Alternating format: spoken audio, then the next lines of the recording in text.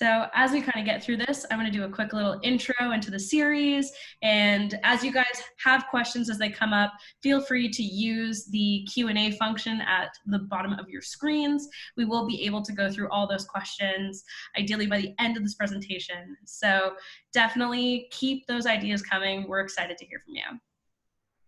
So let's get started. Welcome, guys. As mentioned, we are Voiceflow. We put on the series in order to be able to better connect people with leaders in the space. For those of you who are unfamiliar with us, we help people design, prototype, and build voice apps with little to no code, with the goal of being able to bring a lot of these designs to life and democratize conversation design for just about everyone. In this series, we go over a bunch of different things, from interviewing thought leaders to highlighting creators and their stories, and connecting businesses with futurists, and ideally all within the confines of being able to grow this amazing voice community. So let's get started. My name is Emily. I am the head of growth at Voiceflow. If you have any questions about our community or wanting to get involved in more of these series, this is how you can get in contact with me. I promise I'm friendly and I want to hear from you. Beyond that, very excited to introduce our featured guest, Kathryn, who's here today to chat and share what she has found out in conversation design. Thank you, Kathryn. Can you give us a quick little intro? Yeah.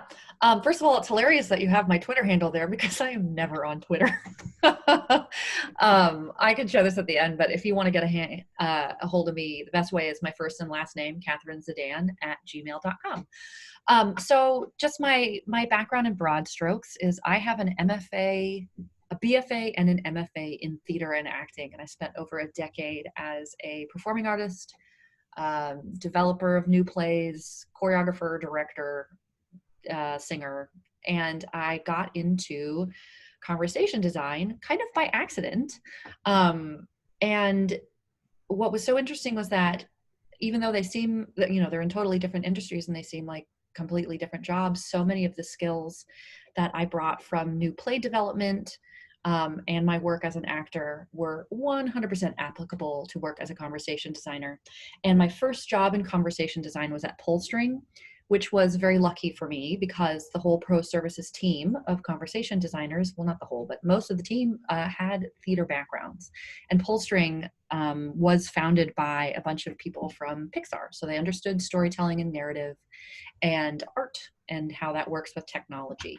And so some of the skills that were transferable were like deep work with empathy, really being able to put yourself in somebody else's shoes, persona development, narrative structure, understanding of dynamics, and also collaboration, because theater is such a collaborative process between the actor, the director, the designers, to all serve a singular vision and knowing how to communicate between those different departments. And so it was not one-to-one, but very close, shockingly close. Awesome. I'm very excited to hear a lot of the stuff that you brought up there, where you have this very interesting background of really melding like what it really feels to be not only part of that character development, but also how do you better distribute that in a one-to-one or a one-to-many. And I think that there's a very interesting parallel that not a lot of people have when going into conversation design, that I think that you really have based on that background of being able to read the audience, be able to try to create or foster emotion within them as well, that might get lost in like a bot or in things that might not be able to kind of layer audio or layer emotion quite as effectively as voice. So very excited to hear. Cool. So with that, I'm going to stop hogging the screen and I am going to pass it over to Kathryn. So exciting. All right. I am going to share my screen with y'all. And then I'm going to oh, wait, I think I'm sharing the wrong screen. Oh my gosh. Give me one moment. There we go. Great. All right. You seeing my first slide? Yes. Fabulous. Okay. And before I get started, okay, there we go. So, we're going to talk about creating engaging characters and conversational experiences. And the way we're going to talk about this today is a talk that I call constraints are the design. Now, before I start talking about my personal conversation design practices, I'm gonna use a metaphor for a different kind of design to introduce us to the way I'm gonna be talking about this. So let's look at this, which for many, many years was the height of personal transportation technology. Like, it didn't get any more technologically advanced than this for a very long time. It took a long time to iterate past this. And in order to do so, a large leap of imagination was required. And as relates to that, there's a quote that designers of all stripes love to trot out, pun intended, because horses, which is, if I had asked people what they wanted, they would have said faster horses, which was said by not Henry Ford. That is apocryphal. But anyway, the idea still stands that sometimes it takes a giant leap of imagination to go from what has been to what can be. But so it was made, and then voila, we got this amazing leap of imagination, and we got a horseless carriage. Side note, amazing to see that Nick Offerman is a time traveler. So from here, we iterated to Henry Ford's Model T, which eventually turned into cars that look more like modern cars today, and even to something super futuristic and current like this. Now, while we can see a direct line of evolution from this to this, that doesn't mean that this is the best car just because it's the newest and the most technologically advanced. For example, you can see that there's only one seat in this car, and maybe you have a growing family. So maybe the best car for you is a huge car that you can drive your huge family around in. Or maybe you have a growing family, but you don't have huge streets to drive on. So you need a zippy little motorcycle. And I think that we can all agree that this is a better commute technology than this. Unless, of course, you have to commute across the desert, in which case this is like the best experience for your users possible. So what I'm trying to get at with this is a concept that one of my favorite designers, Charles Eames, described when he said that design depends largely on the ability of the designer to recognize as many of the constraints as possible and their willingness and enthusiasm to work within these constraints. Now, constraints. This is a word I've already been throwing around a lot. So let me tell you what I mean by constraints. In the context of this talk, when I say constraints, I mean conditions that need to be met and problems which you need to solve for your project to be successful. So once again, conditions that need to be met and problems which you need to solve for your project to be successful. And a note about the conversation design process is that it's huge. It involves all of these things. And it involves, everything from concept design to QA test script authoring. But due to the constraints of this conversation, I can't talk about all of this. So I'm going to pull one piece of this huge process out to really hone in on, which is constraints. So what are we going to talk about today? We are going to talk about the constraints as design process. I'm going to share with you a case study. I'm going to share with you another case study, and then we're going to talk about takeaways. So let's dive into that first one, constraints as design process. What is the constraints as design process? When I'm making something with a constraints as design process, I identify my constraints, then I turn those constraints into questions, then I answer those questions, and then I use the answers to those questions as the framework for creating the experience and the characters. Now, with the case studies, I'm going to go through this specifically how I do this. But this is the process that I bring to every project that I do. And speaking of every project, there are constraints that come along with every project. Every voice project I ever do has a handful of constraints, such as this is happening on an audio medium. User cognitive overload is a thing. Voice prompts are very hard. Interactive voice experiences are still relatively new and novel. But these constraints and the solutions for them are what make up best practices for voice experiences. These are what I call table stakes. So I'm actually not going to talk about these.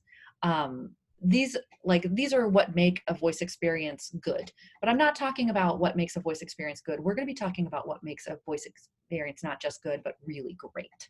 So let's dive into these case studies. We're going to talk about 2 Alexa skills that I made in recent years while I was working at a company called Xandra. So first, we're going to talk about the division network. This is an Alexa skill that was made in collaboration with the video game company Ubisoft. It involved an existing piece of IP. And then we're going to talk about Tala's World, which very different, was a commission from Amazon. And part of the commission was they wanted us to create an original piece of IP that was exclusive to their platform. So one came with collaborators and IP, and the other one did not. So they both had very different constraints, but I used the same approach for 2 very different projects. So first, let's talk about the division network. So like I said, this was done in collaboration with Ubisoft, and Ubisoft has a multi-million-dollar game property called Tom Clancy's The Division. And they had a sequel to this game coming out called, shockingly, Tom Clancy's The Division 2. And in anticipation of the sequel, the main ask for the skill that they wanted us to do, there were actually 2. They wanted us to bridge the narrative gap between the 2 games, because 7 months of story elapsed between the end of the first game and the start of this new one. So they needed a skill that was kind of like a previously on, that would catch the user up with the story. And then they also wanted it to be a call to action for users to be really excited to play the game, to pre-order the game, to get pumped. So what Ubisoft brought to me at the beginning of this was a rough concept, a giant piece of IP with rabid fans already attached, and also luckily that giant piece of IP consolidated into big honkin' story Bibles.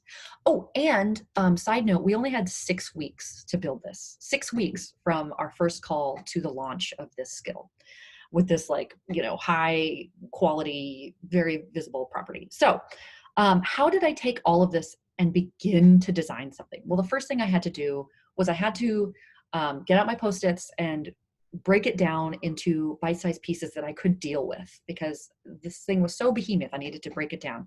And this was my first, I had a lot of different Post-it maps for this design, but what we're going to zoom in on is that lower right-hand corner and this red Post-it section called problems, which is another word for constraints. But since I don't need you to try to read my Post-its, I typed it all out for you. So let's talk about the constraints for this experience that I identified. The constraints included, but were not limited to, this experience must happen on an Alexa. This experience must be interactive. Large amounts of exposition are needed. The property in the world is extremely well established. This is a militaristic third-person shooter game. This needs to get players hyped for the launch of The Division 2. Stakeholders want a total of 3 sessions, each around 5 to 10 minutes long. That's the rough concept I talked about that they brought me. And stakeholders want an experience that appeals to new customers. So let's take these constraints and apply them to this constraints as design process with the experience. So let's take just the first constraint. This experience must happen on an Alexa. Now let's turn that constraint into a question.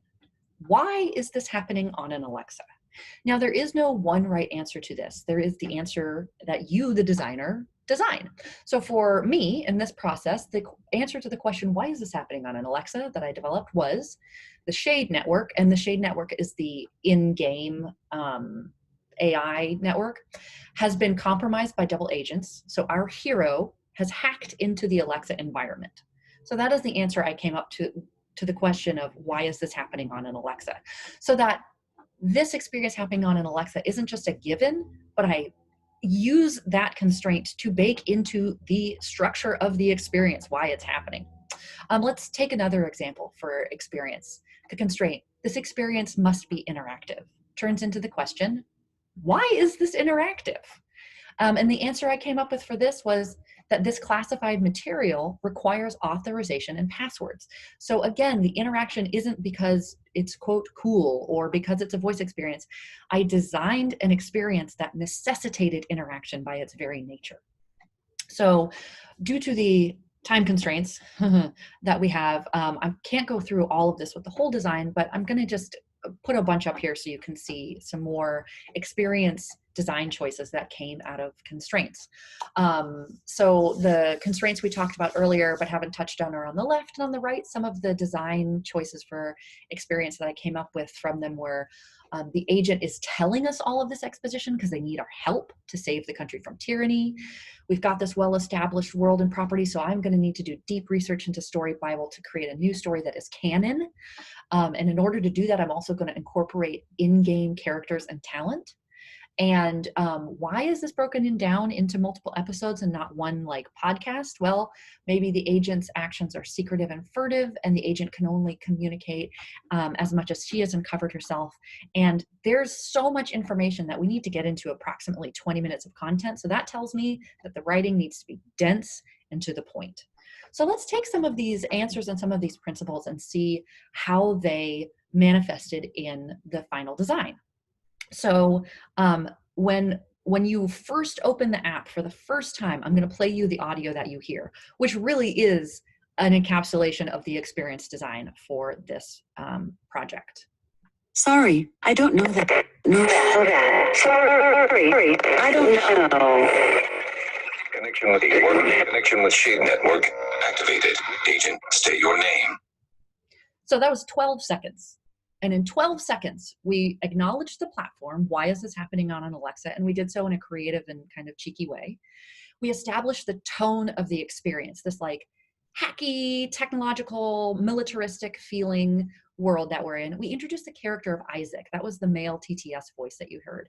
And Isaac is an in-game character. And I used the in-game actor for Isaac. And actually, fun fact, that's not a TTS voice. It's an actor saying lines as if they are a TTS font.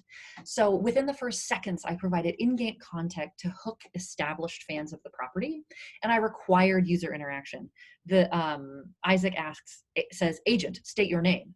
And no matter what name you say, you could even say banana, what happens next is Isaac says, voice scan match, identity confirm. And so we understand that this is this classified world that we've entered into. And before I go any further, I also have to give huge credit to my sound designer, Kevin Dusablon, who took this concept that I designed and really brought it to life with such a beautiful sound design. So we use this design, this constraint as design process. We took a constraint, we turned it into a question, answered that question, and use that answer to create the experience design. So let's apply this same process to character design. So let's look at some of those constraints from before. That stakeholders want an experience that appeals to new customers. That large amounts of exposition are needed. And now here's a constraint that I created in my experience design. This person hacked into an Alexa.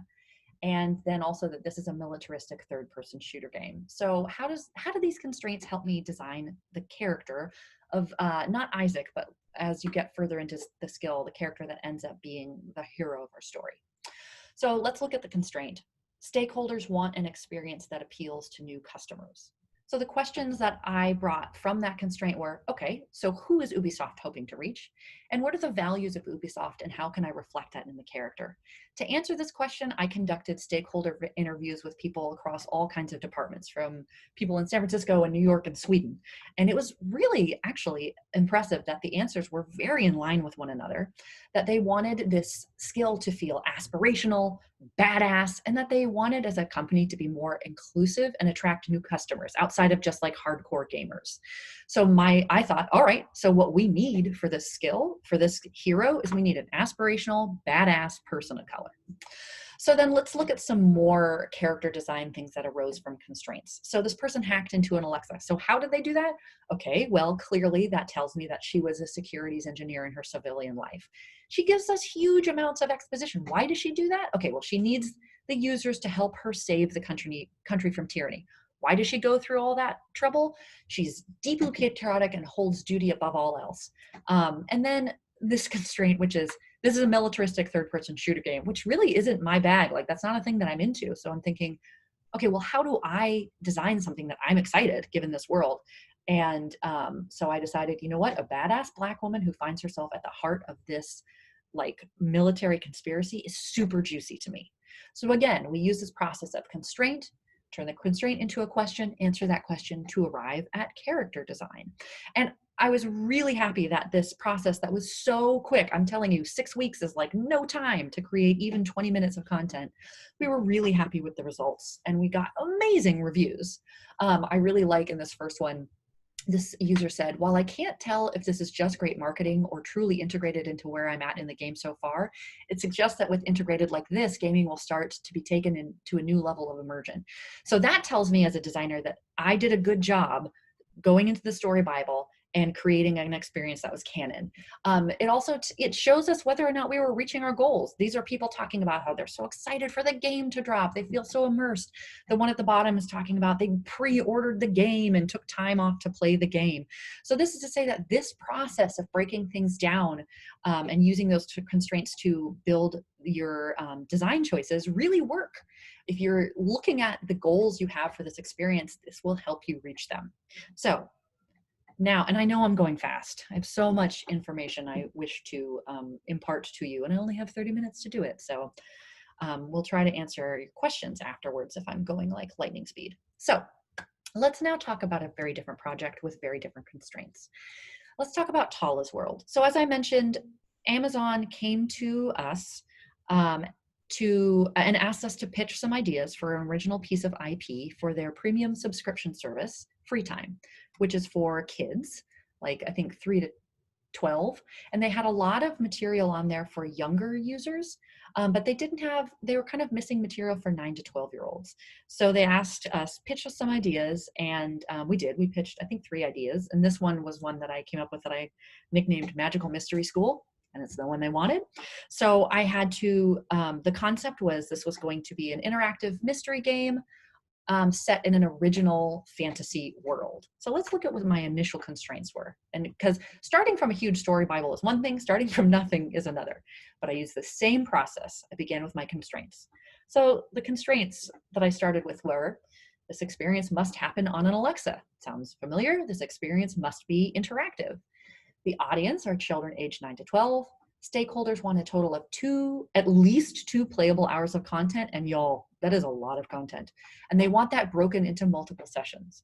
Stakeholders really abhor yes or no questions. They demand no more than 30 seconds between mic openings.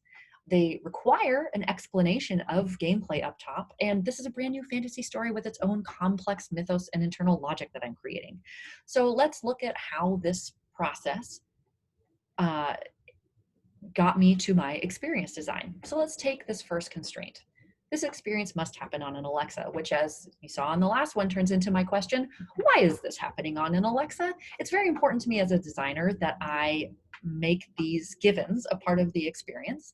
My answer for this was, well, there's a parallel world which has magic, and a magic spell went wrong, and someone's soul has been trapped in an Alexa, giving us a portal to their world.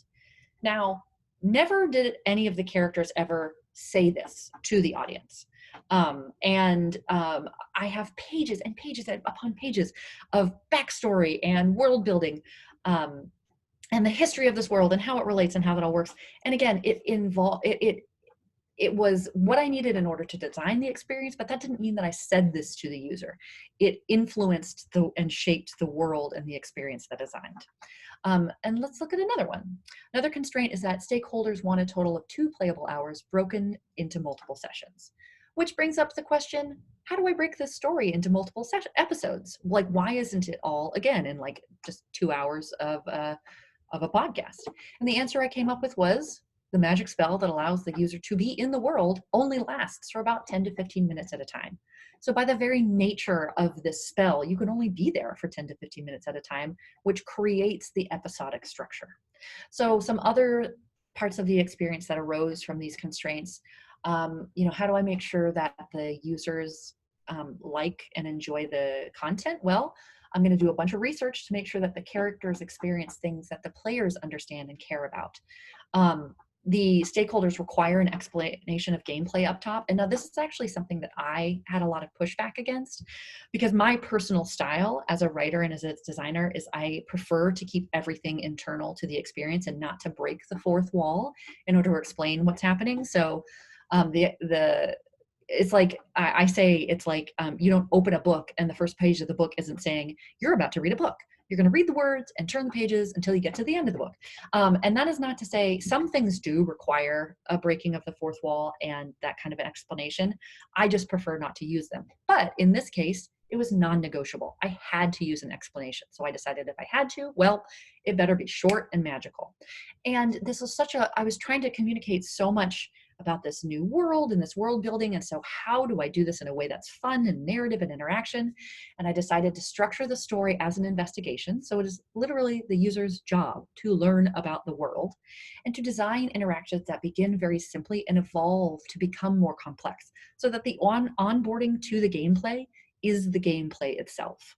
I also decided that the user needed a guide/sidekick that was native to this world to help them navigate this world, and that the episodes would begin with interactions with a single character and would build up with further episodes to include more characters. So episode 1 is just you and the guide, and then by the end of episode 7, there's a whole cast of characters.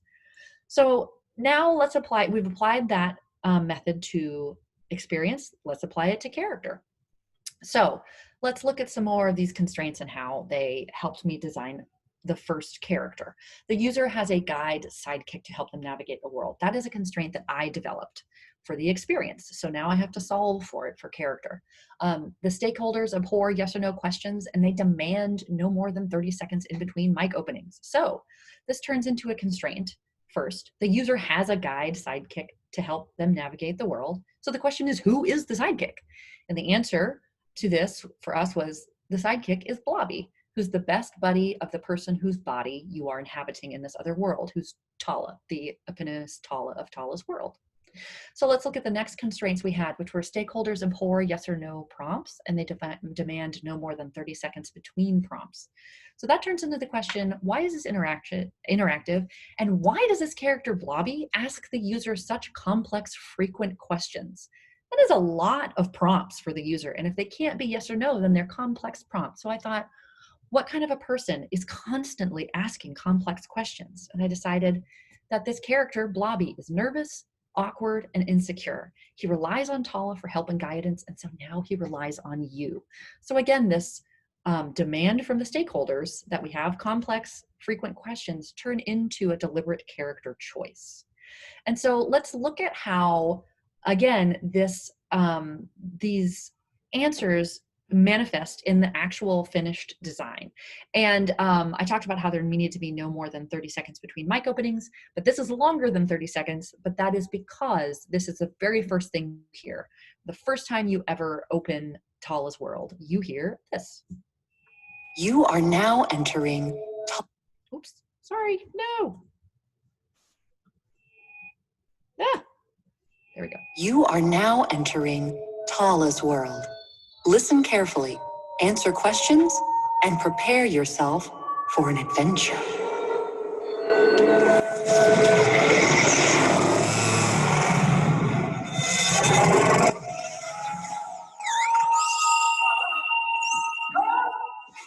Oh, there you are. I'm looking everywhere. Hey, Tala. Tala, are you okay? Tala. Tala. Tala, why don't you answer me? Oh no, oh no, no, no, no, no, no, oh goodness, oh God. What was that? What? That sounded like it came from... Oh, Tala! Oh, you're awake! You're awake! Oh, I thought I was going to have to make a decision without you. Wait. Hang on. And then Blobby asks you, are you Tala? Which is the first mic opening. So in 60 seconds, we gave an explanation for gameplay up top. We established the feel of this new world, this like kind of digital and modern, yet also wild and magical feeling. We demonstrated a rich, high fidelity experience because after all this is happening on a premium subscription service. We introduced the character of the sidekick Blobby. We introduced the relationship of the user to Blobby. So Blobby seems to know you. He's calling you Tala. He says things like, oh, thank goodness I thought I'd have to make a decision without you. So already establishing what that's going to be like, that relationship. It created high emotional stakes and it required user interaction. And now you've been seeing on the background for these slides, this illustration of Blobby, but I just want to show you because I think he's so cute. Jerry Suh did our illustrations for this because another constraint that Amazon brought to us was that it must be multimodal. So we have illustrations of the locations and the characters. And I just think Blobby is so irresistible and cute. I also want to acknowledge the work of, again, our audio designer, Kevin Dusablon, and also the original music in what you just heard was by Doug Boddick. They're so good. But so thus far, I have talked about constraints arriving from stakeholders like collaborators and the people who are hiring you. But there's a major stakeholder that I have not mentioned yet, and that is you. You are a stakeholder in your own work, and you bring your own personal constraints to your work. So some of my personal constraints that I bring to every project I do are things like, I will not make anything that harms people. I will only make things that support the user's basic psychological needs. I want to make things that make the world a better place. I feel an especially deep responsibility when making things for children, and I want to help children learn to be better people. And these personal constraints are affecting every decision I'm making and every design choice.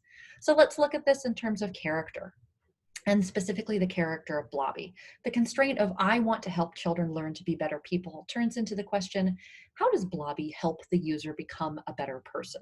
And the answer I arrived at in the design was that as the story progresses and with the support and encouragement of the user, Blobby grows in confidence and blossoms. So this constraint gave me a character arc for Blobby to go through in this story. Let's apply this same constraint to my experience design for this. The constraint I want to help children learn to be better people turns into how is this story, this skill, helping the user to become a better person?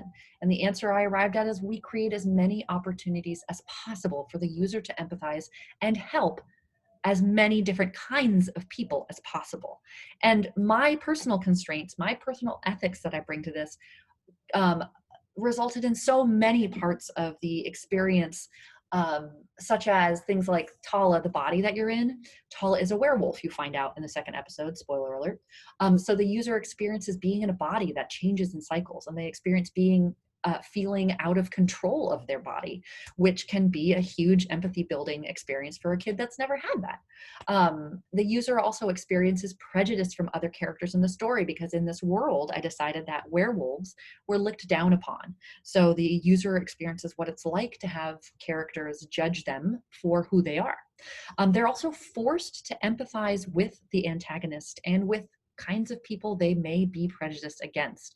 For example, vampires or other kinds of creatures that the user might bring preconceived notions about. And the character outcomes in the story are directly affected by how the user treats them. So I said they're forced to empathize with the antagonist. The antagonist's story arc in this and how that story arc wraps up is directly influenced by the amount of empathy that the user has shown the antagonist. So again, those are my personal constraints and how they were affecting my experience and character design. Now, Emily, I have about 2 or 3 minutes left of the other stuff. Do I have time for this counter example? Yes, go for it. Okay, great. So what happens when you're not using your constraints as your design guide? Allow me a brief story. So there was one time I spoke to a man, let us call him John, and he approached my boss with a product he was developing, and he wanted to contract us at Xandra, I was with Xandra at the time, to develop the conversation design for this voice experience. So my boss said, hey, talk to this guy John and see if this would be a good fit for us. So I get on the phone with John, and I was on the phone with him and another of his co-founders who was an engineer, and they were telling me about the product, which was a therapeutic voice agent for teenagers. So I was like, oh, okay, cool. I love teenagers and this is therapeutic. That's awesome. And the way they designed it to work was that teenagers would talk to this voice bot and tell them their feelings. It would be like a, verbal diary entry. And that then the system would parse what the teenager was feeling by their words, and then would present an avatar of the teenager that represented how they were feeling so that the teenagers could learn about self-awareness and learn more about their feelings. Cool, like really great heart's in the right place. But then he also said that in order for this to work, that teenagers needed to interact with it 4 times a day.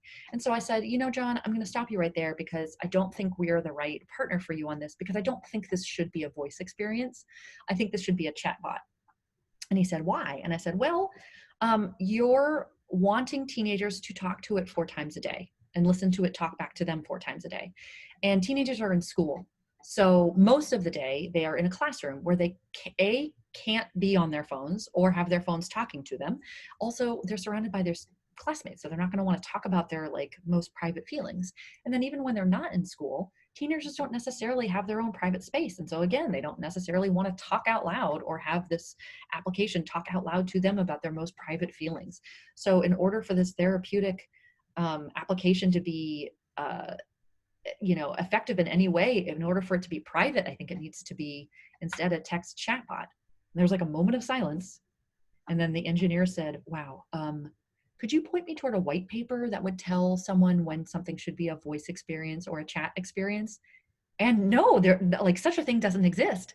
And I can't remember what I said. What I wanted to say was, no, you just use your empathy, because what I had done was think about who's the user and what are their constraints. And they had fallen prey to what I call like, wouldn't it be cool if, rather than who are we trying to help and how can we help them? What are the constraints, and designing from there. So what are the takeaways from these examples in this talk? The takeaways are that the constraints will tell you the experience you need to build. The constraints will tell you the characters you need to build and develop.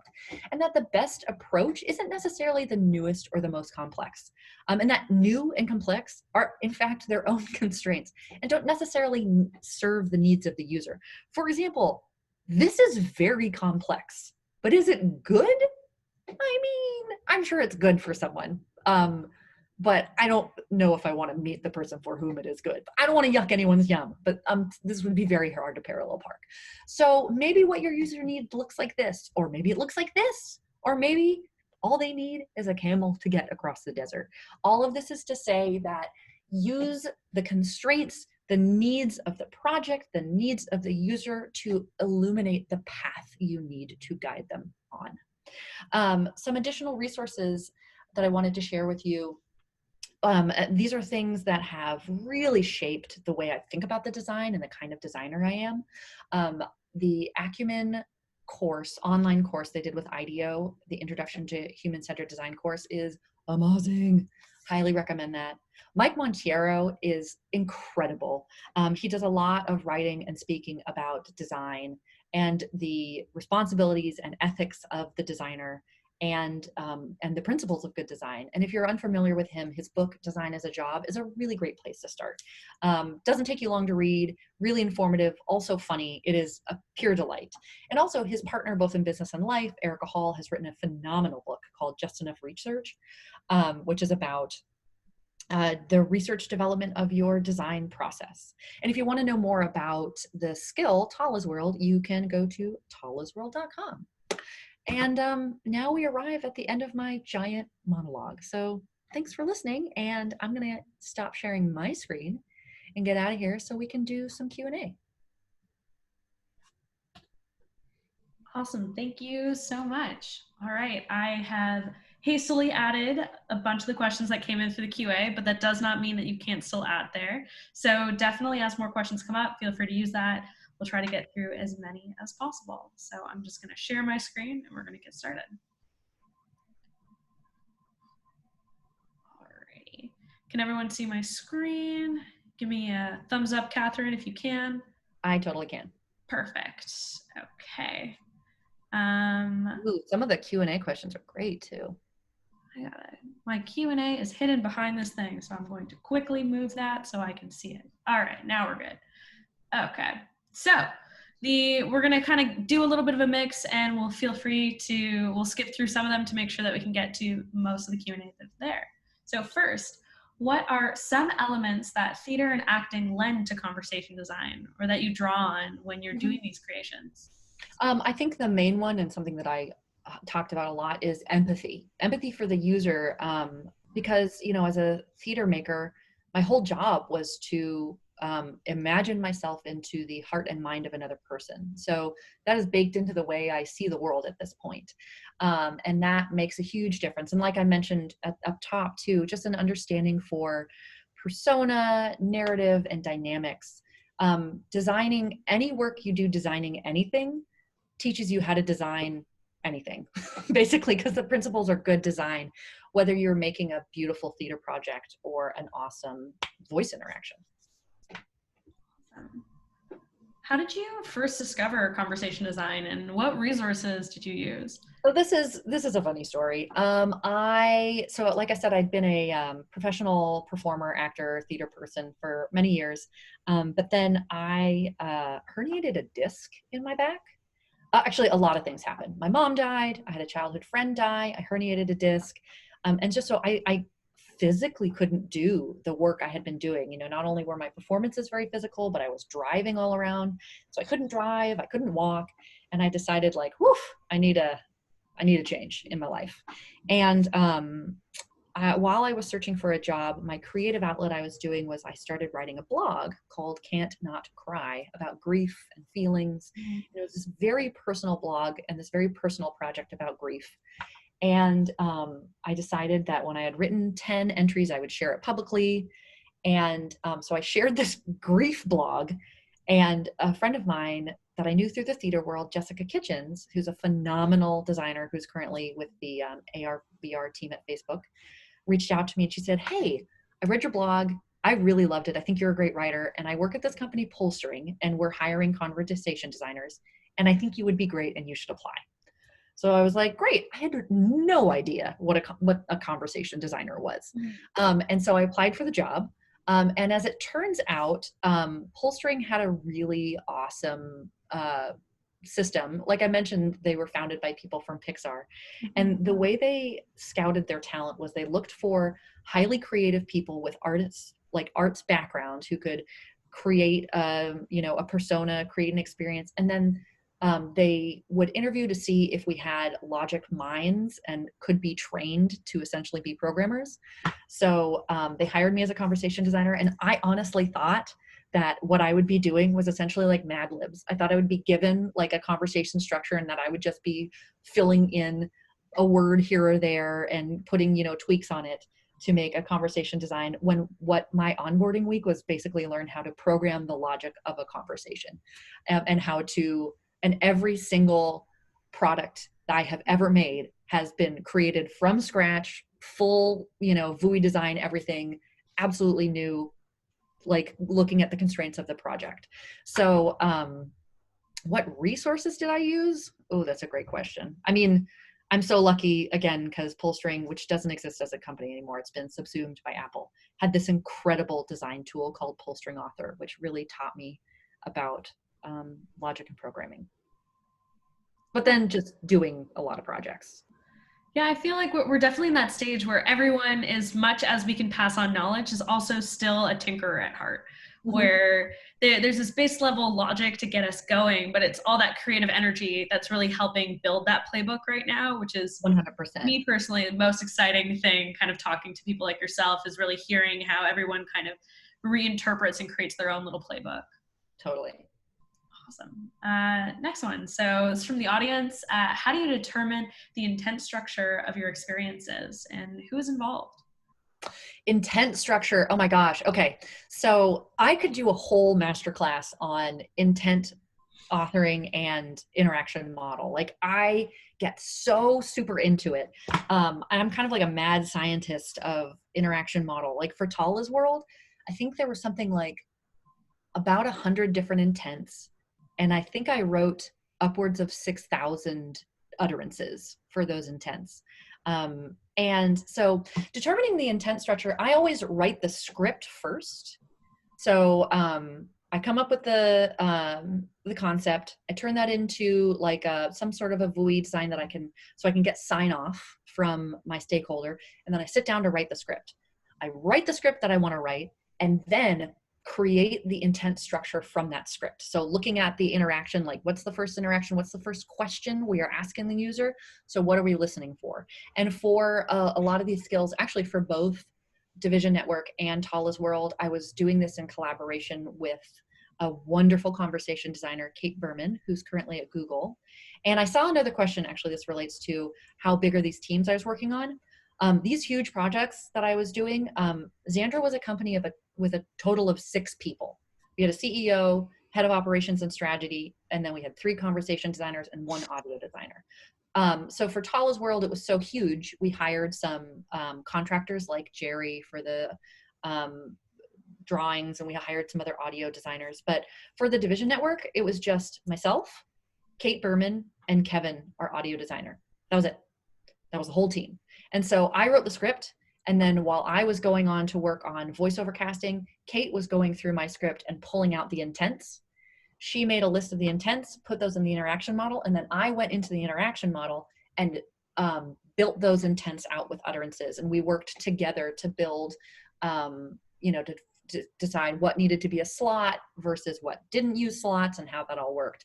But it really is a collaborative process, but it all, for me, 100% comes from the script. I don't write those intents until I have a full script.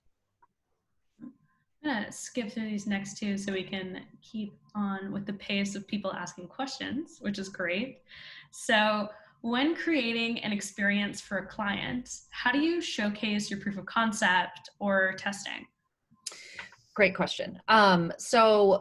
It depends on the client and how much, frankly, how much faith and trust they have in me as a designer.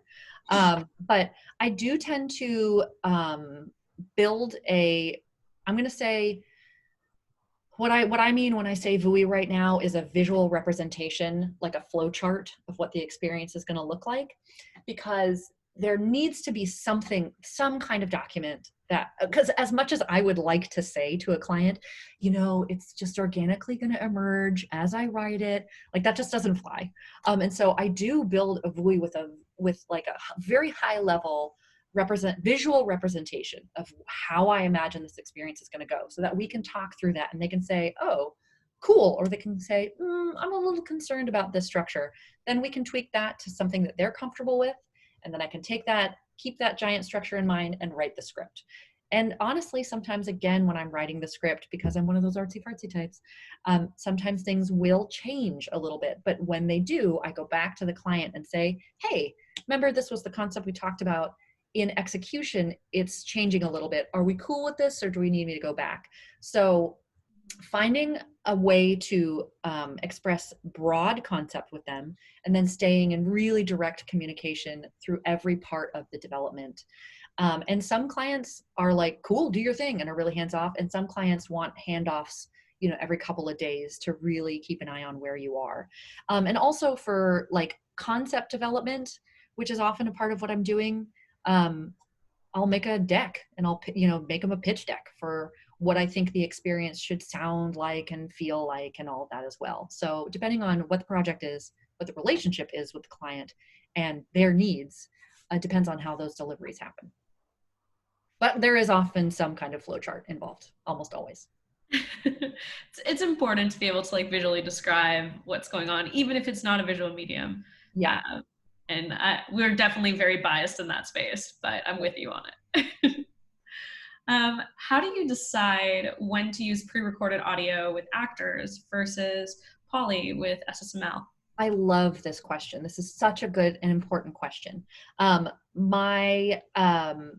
First of all, if you can afford to use pre-recorded audio, because obviously it's much more expensive than using an SSML, like a TTS font. If you can afford to, it's great, but you don't always need to. So a great application, again, going back to the constraints, a great application for a TTS font is a skill that has content, a skill or an action or a voice experience that has dynamic content that is updated on like maybe a daily basis. That is not scalable for recording voiceover and then engineering that audio and prettying it up and putting it in. If you have dynamic content you're changing every day, you're going to need a TTS font so that you can update the content on the fly. Another great application is if you need the interaction, like something, if you're using voiceover actors, you can't really do the interaction of, oh, what's your name? And then the person says, my name is Kathryn, and then have your conversational agent say, nice to meet you, Kathryn, because how could you possibly record all the names in the world? But if you're using a TTS font, that's something you can plug in. So it depends on what you need the conversation to do. Anytime, however, you need the conversation to sound like a real person, you need to use a real person. We're just not at the place where TTS fonts sound real, but that's okay. Not everything you're building needs to sound like a real person. For example, I don't need a professional actor to tell me what the weather is, or to give me a piece of trivia. So again, it really depends on the constraints, what you're building, and what the needs are of that design. My very long answer to that question. But as an actor, I always advocate for using actors when possible. Awesome, thank you. Next one is, and this comes up a lot with more and more people building experiences, how would you recommend building a voice portfolio? Because it is important. Lord, isn't that a good question? That's tough. I mean, everything you can show that demonstrates your knowledge and your competence. So I guess, oh boy, everything from, hey, these are some concepts I've pitched. These are some concepts I've pitched. These are some flowcharts I've made. And then, yeah, this is a finished product. Before I got the job at Xandra, and I was working at PullString laid off the entire department that I was a part of. So I was like, ugh. And I had the question, how do I make a portfolio for chatbots? Because that was before I'd really moved fully into voice. And so what I did is I created a chatbot that was a portfolio for myself.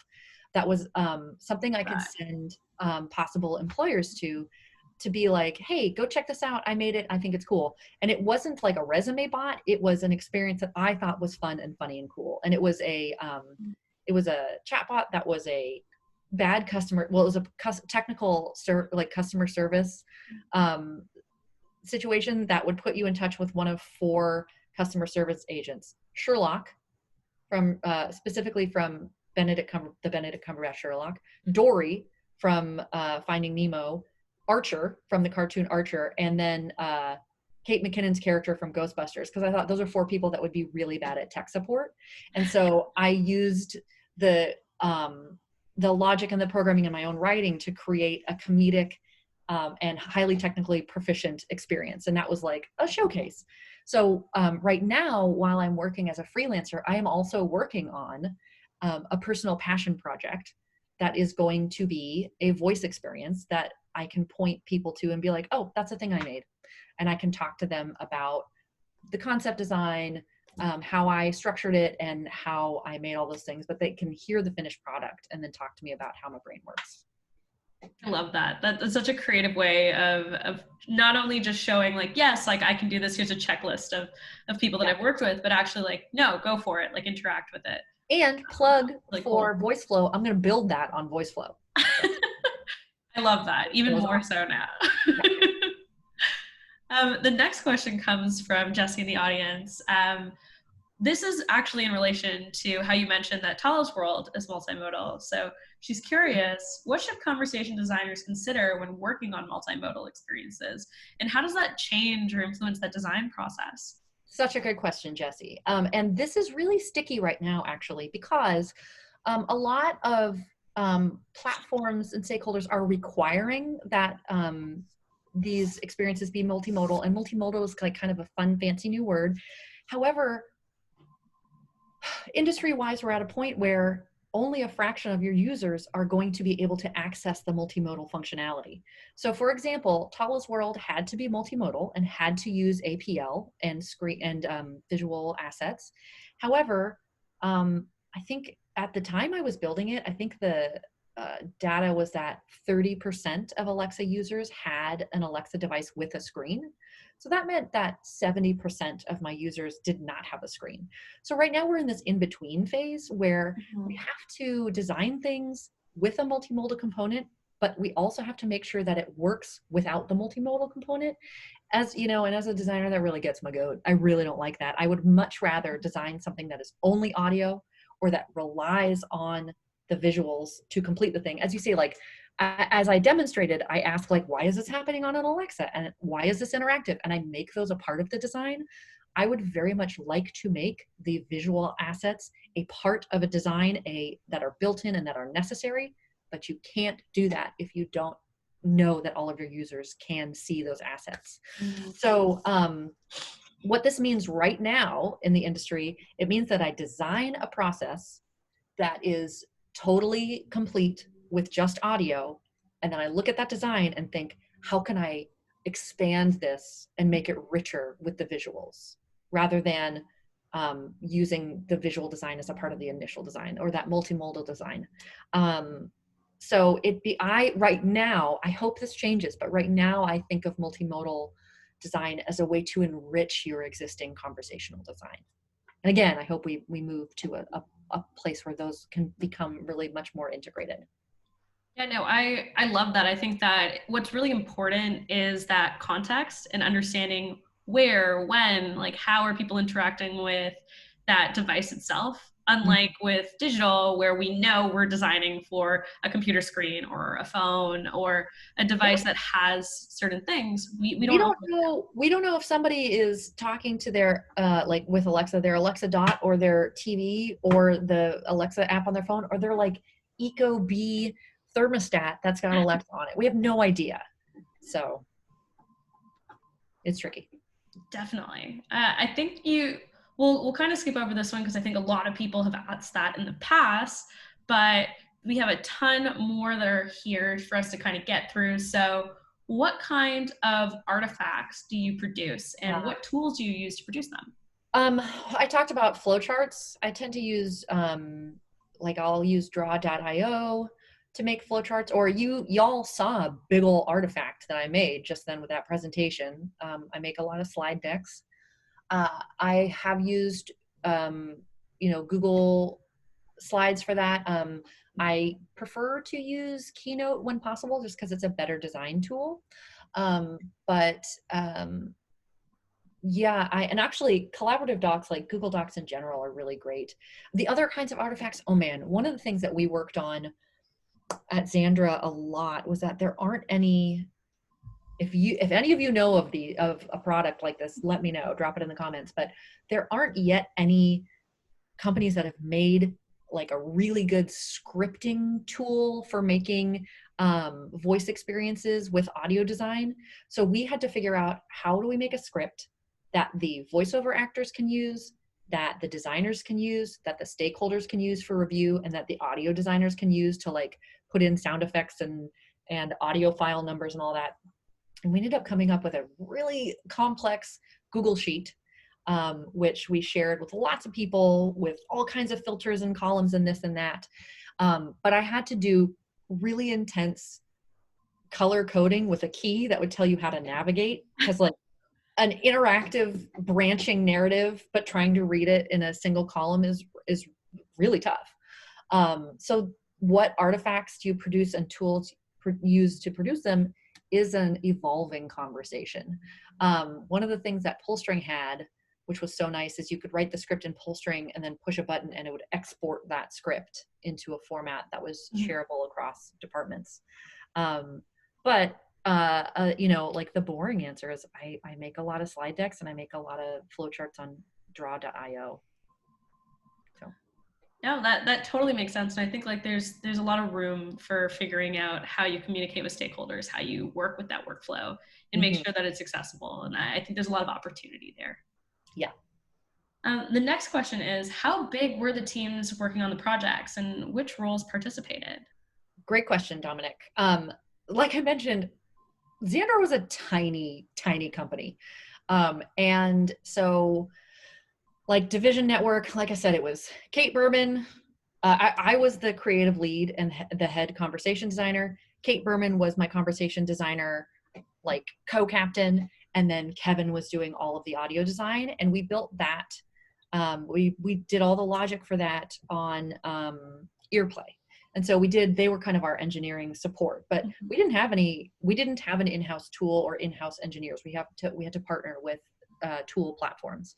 So for Division Network, it was a team of 3, but then we had Ubisoft as stakeholders and review, and there were maybe, I want to say 2 people that we worked with really closely, and 5 people total from Ubisoft that were part of the review process. And then we also, because this was a promoted project with Amazon, we also had Amazon as stakeholders.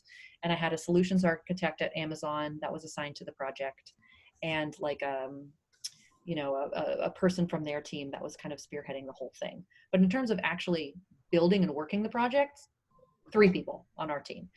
Tala's World, bigger. It had myself as the lead designer, Kate again as my co-captain, Kevin on sound design, Ryan is our head of strategy and operations. She was doing all the project planning.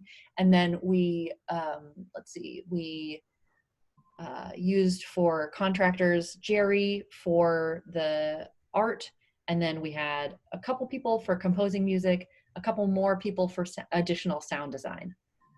Because Kevin, it was over 2 hours of content. Kevin just couldn't do it all himself. Oh, and then we had another contractor who was helping export scripts into something that Kevin could use. So that was a larger team, but still not that big. And again, we were just a design studio. We didn't have an engineering team.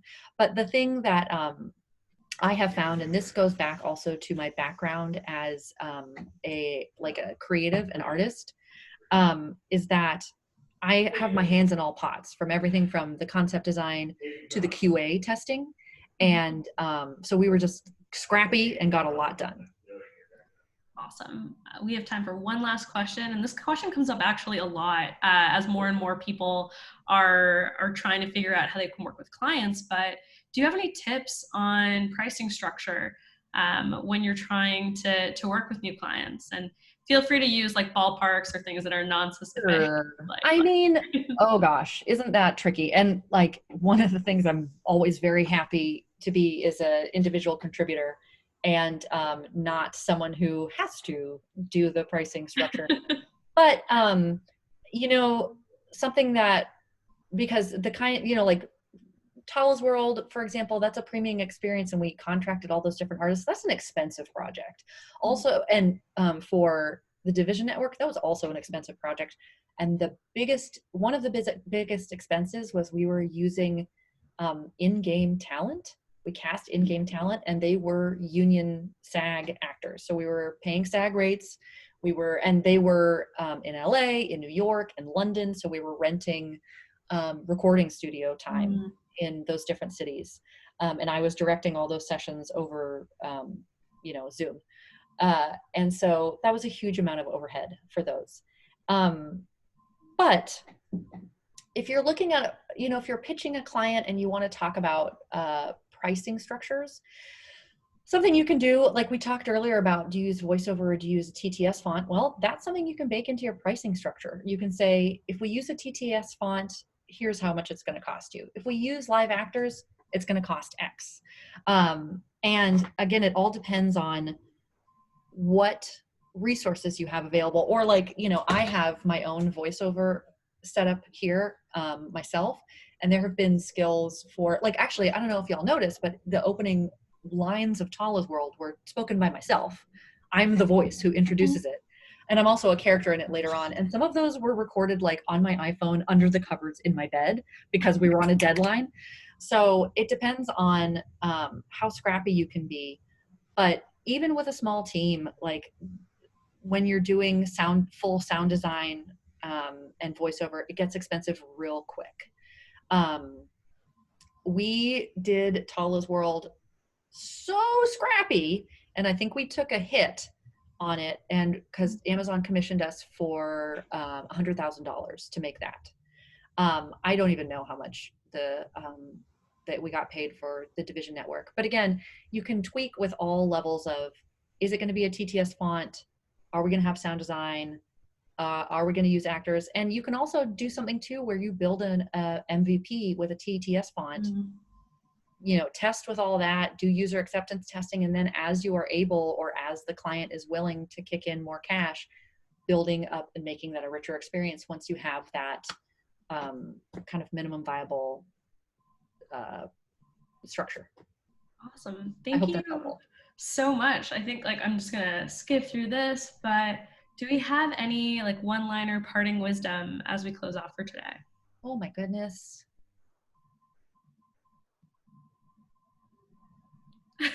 Really? Okay. If you're, I highly recommend researching and educating yourself on user-centered design. It's been one of the most important parts for me as a designer in the voice space, because at the end of the day, you are making something that is going to talk to people. And that is going to deeply affect people. It's not like you're making a pencil, which, not to say pencils don't affect people, they do, but this can be really personal. And so really take upon yourself the responsibility to educate yourself fully, to make something that is good for people to interact with, and that makes the world a better place. Awesome. Thank you so much for taking the time today. And thank you everyone in the audience. Yeah, thank you all so much for joining. We have a ton of events that are coming up as well as the recording of this wonderful session today.